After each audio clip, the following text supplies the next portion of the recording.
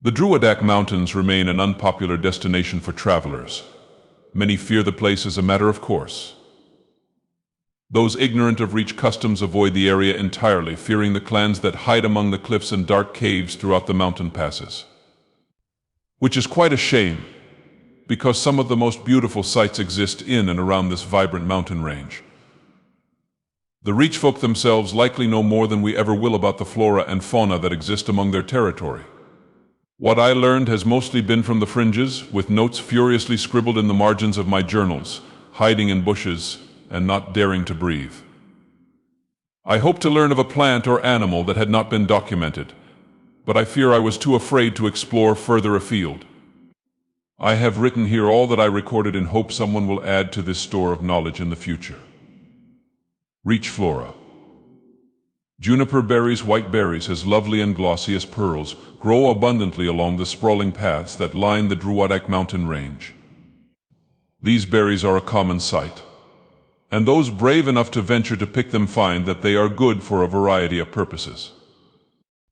Whether you want to flavor your mead or make a sweet treat, or even use it as an ingredient for various apothecary tinctures, these berries are as plentiful as they are versatile. Hanging moss. I've always been strangely attracted to the sight of hanging moss, the way it drapes itself along the mouths of caves and from rock faces. There is something strange and magical about their presence in the world. The Druadach Mountain range boasts an impressive number of these plants due to the moist climate. Mora tapanella. This whimsical fungus grows the base of fallen trees or decaying stumps. I find them beautiful despite their rather unremarkable appearance. They grow in places death has touched, undeterred by the silence that it brings. I admire their tenacity. They may not be the most attractive specimens in the Druadach Mountain range, but they are certainly among my favorites. Fauna. Snowbear. I would be remiss to not mention the powerful snowbear in this book. The high, snowy peaks of the Druadach Mountains are the perfect home for these massive beasts. Don't be fooled by their lovely appearance, however. Snow bears are just as dangerous as their lower-dwelling counterparts. Their pelts are highly sought after for their white luster and softness, but the price to obtain even a single pelt is one this intrepid observer refuses to pay. Reach mare. You will not find a hardier breed of horse outside the Reach. The Reach mare was once wild, I imagine. How wonderful it must have been to see them darting through the valleys of the mountain range. The tamed specimens are no less extraordinary, however. The fighting spirit and tenacity of the Reach is embodied in these magnificent creatures. They can be temperamental and quite untrustworthy of others as well.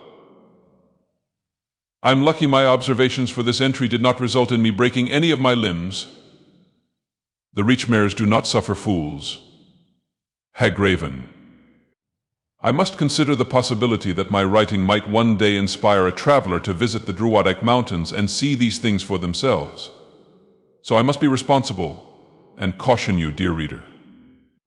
If you find yourself in the Druadach Mountains, keep your wits about you. There are more dangers than just what the natural land has to offer. I wanted to include hagravens in this account because they, too, are a part of this account. I pray you have never seen one and never have reason to. But if you happen upon a horrible crone with bird-like qualities, know that you are in immediate danger. The time for observation is over, and the time for running is now.